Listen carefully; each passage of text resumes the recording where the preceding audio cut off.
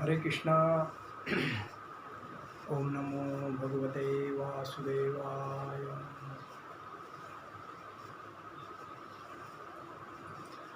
जय राधा माधव कुंज बिहारी। जय राधा माधव कुंज बिहारी।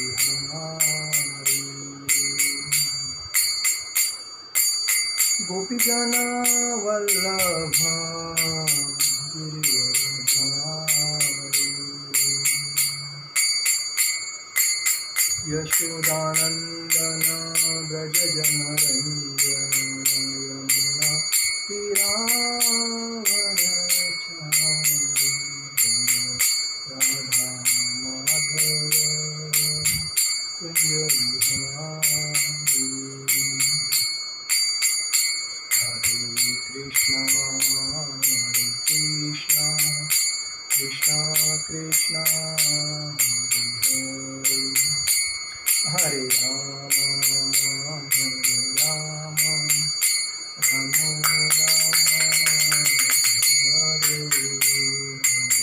कृष्णा कृष्णा कृष्णा हरे हरे। हरे राम राम राम हरे हरे। कृष्णा कृष्णा कृष्णा हरे हरे। हरे राम राम राम हरे हरे।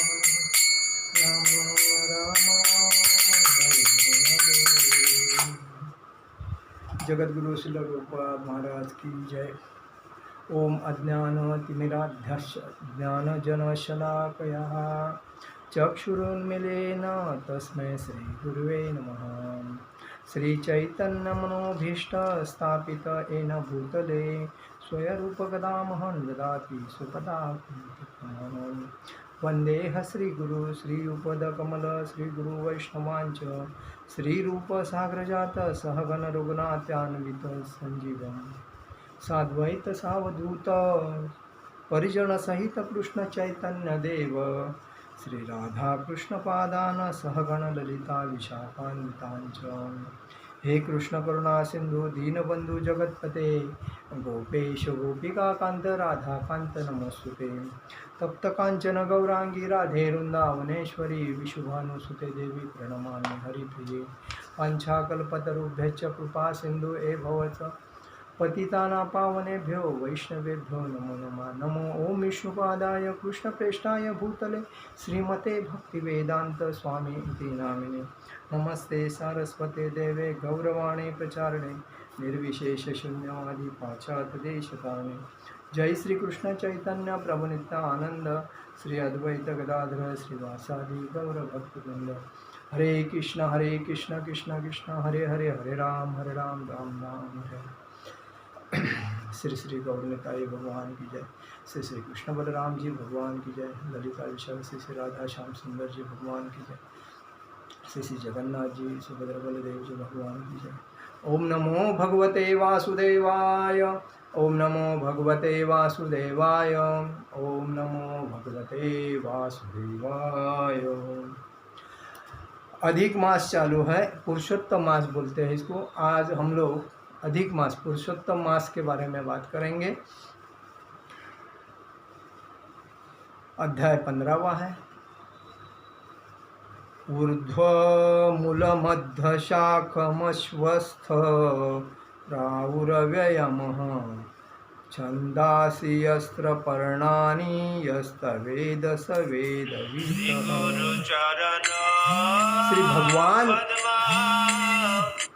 श्री भगवान वाच ऊर्ध्वमूलमधशाखमश्वस्थ प्राहुरव्ययम् छन्दासि यस्त्रपर्णानि यस्तवेद स वेदवित्।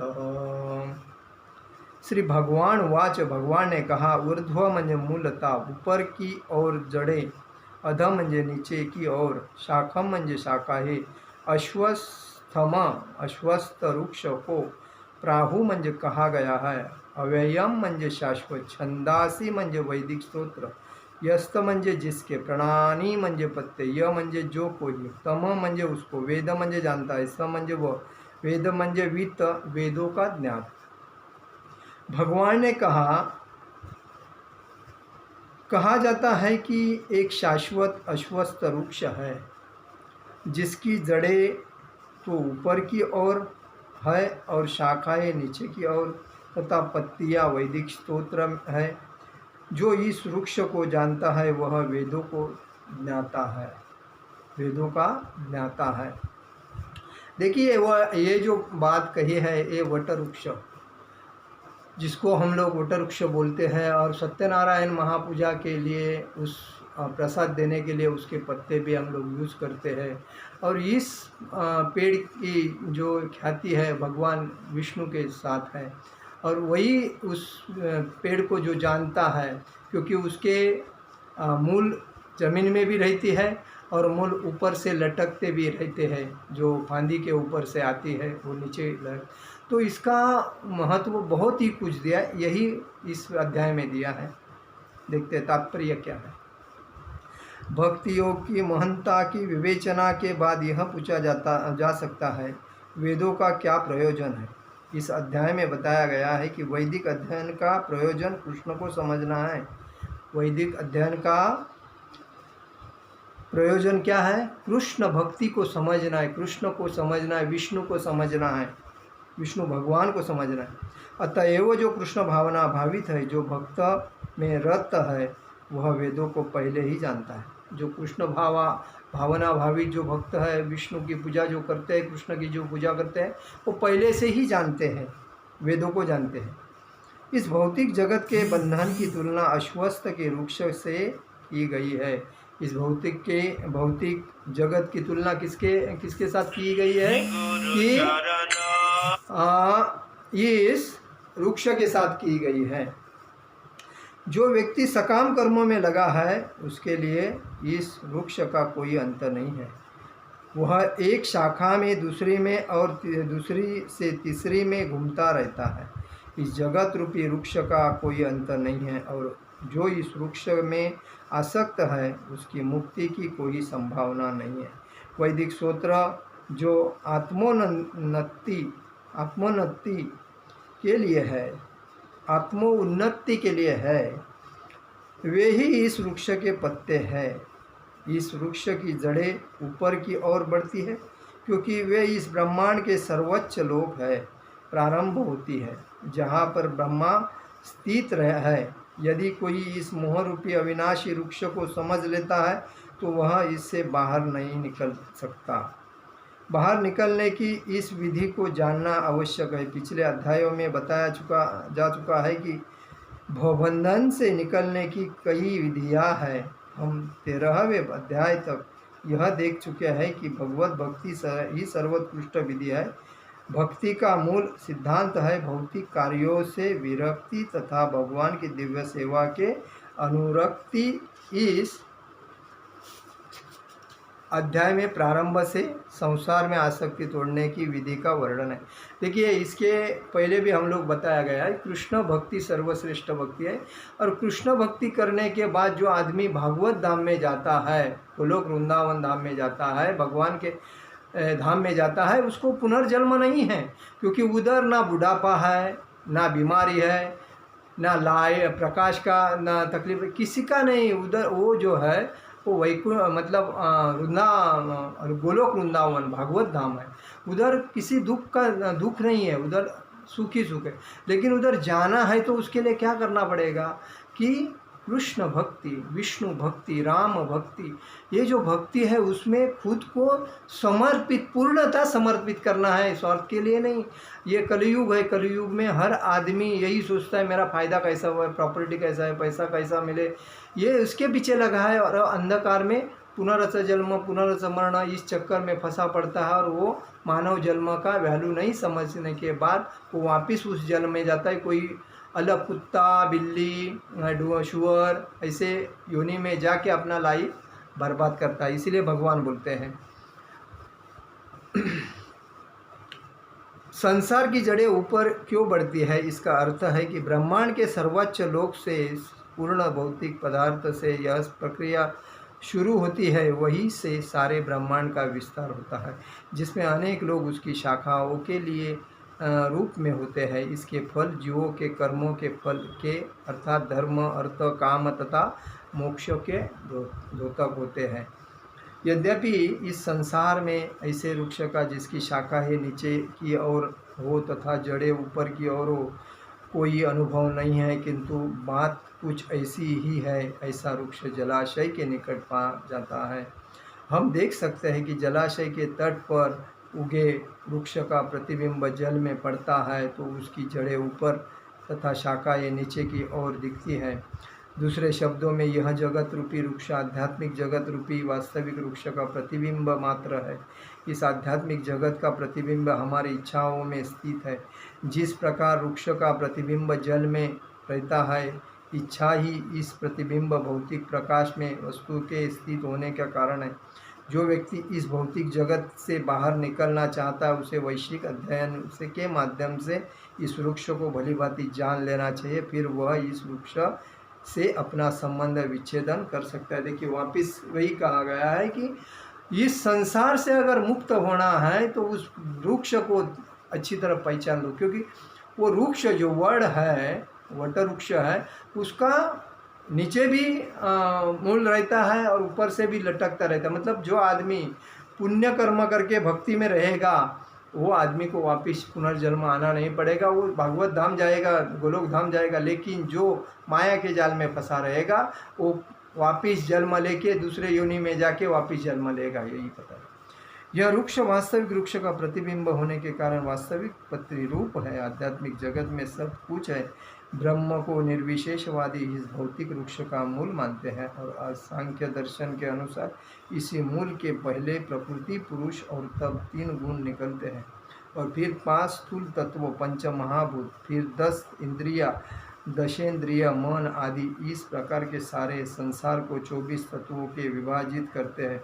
इसी ब्रह्म समस्त अभिव्यक्तियों का केंद्र है। तो एक प्रकार से यह भौतिक जगत 180 गोलार्ध में है और ये दूसरे 180 गोलार्ध में आध्यात्मिक जगत है।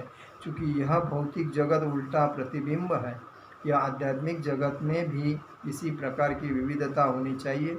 प्रकृति परमेश्वर की बहिरंगा शक्ति है और पुरुष साक्षात परमेश्वर है।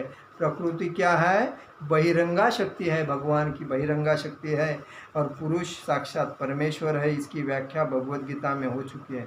क्योंकि यह अभिव्यक्ति भौतिक है अतः क्षणिक है, प्रतिबिंब भी क्षणिक होती है, क्योंकि कभी वह दिखता है कभी नहीं दिखता है, परंतु वह सूत्र जहाँ से यह प्रतिबिंब प्रतिबिंबित होता है शाश्वत है। वास्तविक वृक्ष के भौतिक प्रतिबिंब का विच्छेदन करना होता है।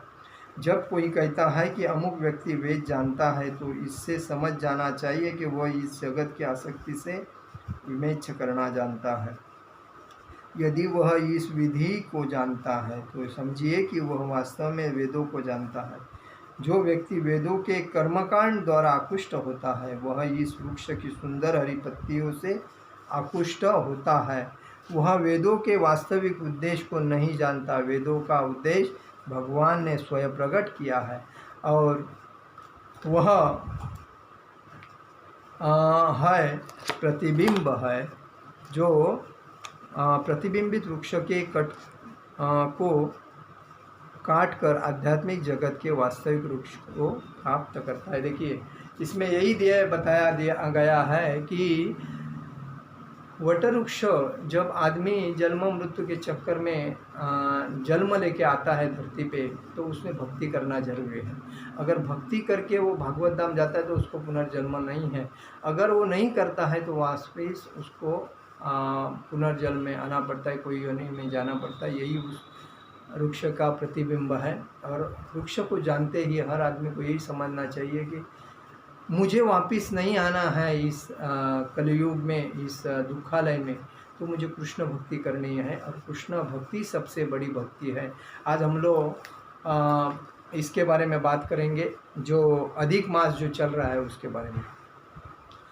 वशिष्ठ सिद्धांत के अनुसार सूर्यमास और चंद्रमास की गणना के अनुसार चलता है। किसके अनुसार चलता है? सूर्यमास और चंद्रमास के गणना के अनुसार चलता है। अधिक मास चंद्र वर्ष का 32 माह 16 दिन 8 घंटे के अंतर से आता है। अधिक मास कितने घंटे से आता है? 32 महीने 16 दिन और 8 घंटा से ये अंतर रहता है उनका। इसका प्राकट्य सूर्य वर्ष और चंद्र वर्ष के बीच अंतर का संतुलन बनाने के लिए होता है। इसका प्राकट्य क्या होता है? सूर्य और चंद्र के बीच का जो अंतर है उसका संतुलन बनाने के लिए होता है। भारतीय गणना के अनुसार सूर्य 365 दिन का एक वर्ष होता है। 365 दिन और 6 घंटे का एक साल होता है। और चंद्र वर्ष 354 दिनों का होता है। चंद्र वर्ष कितने दिनों का होता है? 354 दिनों का होता है। दोनों वर्षों के बीच 11 दिनों का अंतर होता है। दोनों वर्षों के चंद्र और सूर्य के दोनों ग्रहों के बीच वर्षों के बीच 11 दिन का जो अंतर होता है वो हर 3 वर्षों में लगभग 1 मास के बराबर होता है। वो हर 3 साल के बाद 1 महीने का अंतर हो जाता है।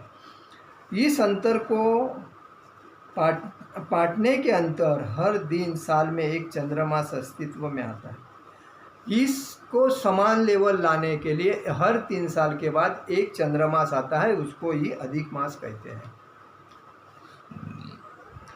पुरुषोत्तम भगवान विष्णु का नाम है अधिक मास। यह मास हर 3 साल में एक बार आता है। इस मास में ज़्यादा से ज़्यादा लोगों ने भक्ति करनी चाहिए, भगवद गीता पढ़नी चाहिए, श्रीमद् भागवतम पढ़ना चाहिए, गरुड़ पुराण पढ़ना चाहिए, विष्णु पुराण पढ़ना चाहिए। ऐसा अलग अलग विधि भक्ति के भी ऊपर हरे कृष्ण महामंत्र बोलना चाहिए। हरे कृष्णा कृष्णा कृष्णा हरे हरे, हरे राम राम राम हरे हरे। अपने परिवार को लेके इस मास में बोलना चाहिए। अधिक मास को मलमास भी कहते हैं। इस अधिक मास को क्या कहते हैं? मलमास भी कहते हैं। जिस महीने संक्रांति नहीं होती है उसे अधिक मास कहा जाता है। जिस महीने में संक्रांति नहीं होते उसको क्या कहा जाता है? अधिक मास कहा जाता है। अधिक मास के में भगवान विष्णु श्री कृष्ण की आराधना करना बहुत ही फलदायक है। देखो, अधिक मास में भगवान विष्णु की, श्री कृष्ण भगवान की आराधना करनी बहुत फलदायक होती है। शास्त्रों में भगवान विष्णु के 10 अवतार होंगे। अब तक 9 अवतार हो चुके हैं। 10वां अवतार कल की अवतार है। शास्त्रों में भगवान के 10 अवतार जो थे लिखे हैं, उसमें से 9 अवतार तो हो गए और 10वां अवतार कौन सा है? कल की अवतार है। भगवान विष्णु के 10वें अवतारों में एक अवतार ऐसा है जो भगवान विष्णु को देवी लक्ष्मी के शाप से लेना पड़ा। देखो, भगवान विष्णु को लक्ष्मी माता के शाप से एक अवतार लेना पड़ा। वो कौन सा है वो देखते हैं। भगवान विष्णु और देवी लक्ष्मी वैकुंठ में विराजमान थे। उस समय देवी के सुंदर रूप को देखकर भगवान मुस्कुराने लगे। देखिए, जब भगवान विष्णु और लक्ष्मी वैकुंठ में विराजमान थे और लक्ष्मी माता एकदम सुंदर दिख रही थी और दोनों बैठ रहे थे तो भगवान मुस्कुराए। भगवान उस समय देवी के सुंदर रूप को देखकर भगवान मुस्कुराने लगे। देवी लक्ष्मी को लगने लगा भगवान मेरी मस्करी कर रहे हैं, भगवान मेरे रूप की हंसी उड़ा रहे हैं। लक्ष्मी माता को क्या लगा कि भगवान मेरे रूप की हंसी उड़ा रहे हैं। देवी ने उससे अपना अपमान समझा। देवी ने क्या समझा? अपना अपमान समझा। तभी भगवान विष्णु को देवी ने शाप दिया, आपका सिर धड़ से अलग हो जाएगा। क्या शाप दिया? आपका सिर धड़ से अलग हो जाएगा। एक बार भगवान विष्णु युद्ध करते बहुत थक गए थे। देखिए, ये शाप भी उनका फलदायक हो गया। एक दिन भगवान युद्ध करके बहुत थक गए थे तो धनुष्य की प्रतंचा चढ़ाकर धरती पर टिका दिया। धनुष्य की प्रचंडता आपको मालूम है, जो स्टेक वो चढ़ाकर धरती पर टिका दिया और उस पर सिर लगाकर सो गए। कुछ समय बाद जब देवताओं ने यज्ञ का आयोजन किया तो भगवान विष्णु को निद्रा से जगाने के लिए धनुषी प्रत्यजा कटवा दिया। जब देवताओं ने यज्ञ का आयोजन किया तभी भगवान विष्णु को जगाने के लिए उन्होंने धनुष्य की प्रंतचा कटवा दिया, म्हणजे उस तोर को काट दिया। प्रंतचा कटते ही उसने भगवान विष्णु के गर्दन पर प्रहार हुआ। प्रतंचा कटते ही भगवान विष्णु के गले को प्रहार हुआ और भगवान का सिर धड़ से अलग हो गया।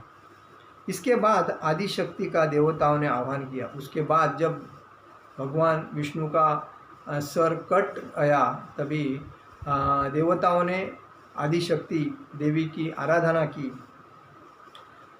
तभी देवी ने बताया कि भगवान विष्णु के धड़ में घोड़े का सिर लगा दो।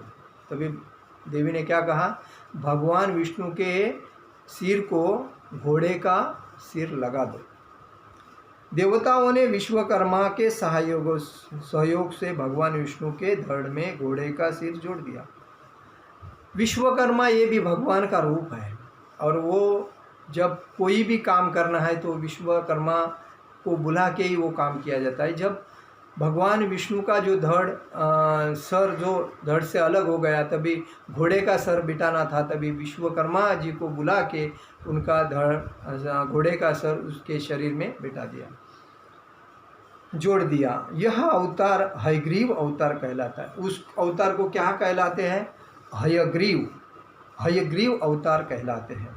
इस अवतार में भगवान विष्णु ने हयग्रीव नाम के राक्षस दैत्य का वध किया।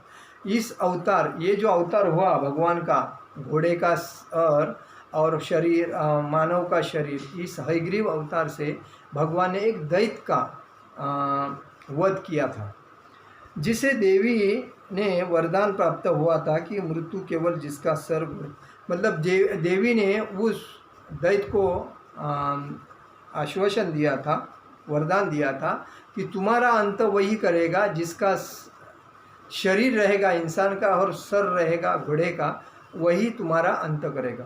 और वही दैत्य का मतलब वध हुआ। यह वरदान प्राप्त हुआ था, उसकी मृत्यु केवल जिसका सर घोड़े का हो और शरीर मनुष्य का हो। इस तरह भगवान विष्णु को यह अवतार लेना पड़ा और इसी दैत्य का नाश करने के लिए भगवान विष्णु को यह हयग्रीव अवतार लेना पड़ा। ये हयग्रीव अवतार किसके लिए, दैत्य का, एक राक्षस दैत्य का खून वध करने के लिए भगवान को हयग्रीव अवतार लेना पड़ा। यही है अधिक मास का महत्व। आज मैंने आपको बताया।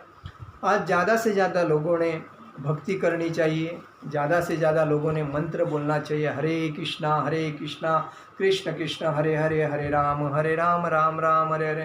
क्योंकि विष्णु भगवान का ये जो अधिक मास है ये खाली भक्ति में प्रवृत्त। इस महीने में जितना लोग अपना भक्ति करेंगे, उपवास करेंगे, पढ़ेंगे, उसका फ़ायदा होगा।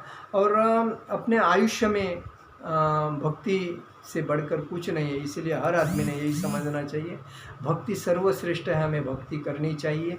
और अधिक मास का अधिक से अधिक फ़ायदा कैसा हो जाए, मेरे को फ़ायदा हो, मेरे परिवार को फ़ायदा हो, मेरे आसपास हितचिंतक नातेवाईक को फ़ायदा हो, इस महीने में सबको इकट्ठा करके हरे कृष्णा कृष्णा कृष्णा हरे हरे, हरे राम राम राम हरे हरे मंत्र बोलते रहना चाहिए। और घर में संकीर्तन करना चाहिए, नाम जप करना चाहिए, प्रवचन करना चाहिए, बुक्स पढ़ना चाहिए। यही महीने का ये 18 तारीख से लेके 16 अक्टूबर तक ये महीना जो चल रहा है उसमें भक्ति करना है। यही मैं बोलूँगा कि भक्ति करो, आनंदी रहो, अपने आत्मा को शुद्ध करो और अधिक मास का जास्त फायदा ले लो और भक्ति में तल्लीन हो जाओ। हरे कृष्णा कृष्ण कृष्ण हरे हरे, हरे राम राम राम हरे हरे। जगत गुरु श्रील प्रभुपाद महाराज की जय, परम पूज्य लोकनाथ स्वामी महाराज की जय। निताई गौर प्रेमानंदे। हरि हरि बोल।